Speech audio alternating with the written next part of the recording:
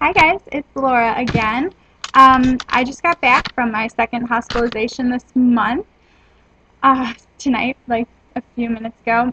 I just wanted to talk about this time complications that could happen from the surgery, not to scare you at all, but because I went into surgery very uneducated. I knew that I needed it, so I didn't want to know anything about it until afterwards. I figured worrying about it was not going to do anything. But I think that it's probably a good idea to educate yourselves a little bit about some things that could, not necessarily will, go wrong. Um, so I'm going to tell you what happened to me because that's what I'm educated on. So right after surgery, I had something called ileus, which is where your small intestine is in shock and is under stress, so it doesn't wake up right away. I had ileus for 11 days, which means you can't have anything orally, no liquids, no food, no nothing. So, they hope that it wakes up before you need nutrition, but if you do, which I did, they put in a PICC line. You can still kind of see the little tiny dot where it goes in. Putting it in is pretty painless. They numb the area. You get TPN, which is nutrition, through your PICC line. Getting it in is really no big deal. I also had to have an NG tube, which is it goes up your nose, down your throat, into your stomach, and it sucks out all the fluid so that you don't throw up, because I threw up a few times due to the fact that my small intestine was not working. Not super fun, but it does always wake up. I asked, will it ever wake up? Am I always going to be like this? But ileus does not last. Your small intestine will wake up, I promise. Secondly, this is what I was hospitalized for recently. They found that I had an abscess in my abdominal cavity, just due to opening me up and everything. I got an infection there, but they can't treat the infection until the abscess closes. So they put a drain in, which I will show you. It's really pretty, through my butt into my abdominal cavity. So it basically just drains all the fluid trying to close the abscess. They had to go in.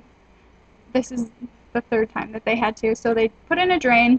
It wasn't big enough. They put in a bigger drain. Woke up in the middle of that procedure. It was not very fun. But I've had so many colonoscopies that I'm kind of used to the drug that they give you, the twilight drug. So, and then this time they had to pull it back a little bit because the abscess had closed a little bit, so it wasn't draining as much as it should have, which was no big deal.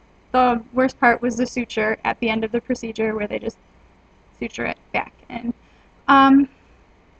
So I have a drain. I'm not going to show you my butt, but it looks like this. That's the fluid that's in my abdominal cavity. Mine is the size of an orange now, which is freaky because they didn't tell me how big it was. My first hospital, the first time I was in the hospital, it's the size of an orange now, and it's in my abdominal cavity. How I knew that I had it and that the drain was not working was that I was getting better, progressing, and then all of a sudden one day I was in a ton of pain. And, when I say a ton of pain, I'm used to being in pain. Ulcerative colitis Crohn's is not something that's fun, but this was huge. So we went to the hospital, had a CAT scan, showed that it wasn't draining anymore. So those are the two things that I've experienced. I'm sure they're not the only things, but don't let this scare you. I just want to educate you and let you know that you can get through it. It's okay. It sucks. It's you feel like it's never going to end, but they know what they're doing. They will take care of you. Have a good healthcare team, and you should be okay. And if you have any questions, I will answer them down below. So I think that's it for this video. I hope it wasn't a downer. I just wanted to educate you guys a little bit. I made it through. I'm a little girl. I'm a wimp. So you can too. So I just wanted to give you some information. I hope this was helpful. Don't let it scare you. Just please research before. Don't be me. Research the surgery before you get it.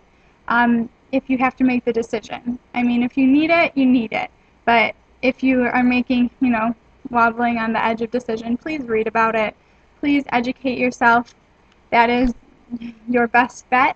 So thank you for watching. I'll post another video soon if I can stay out of the hospital long enough. Bye.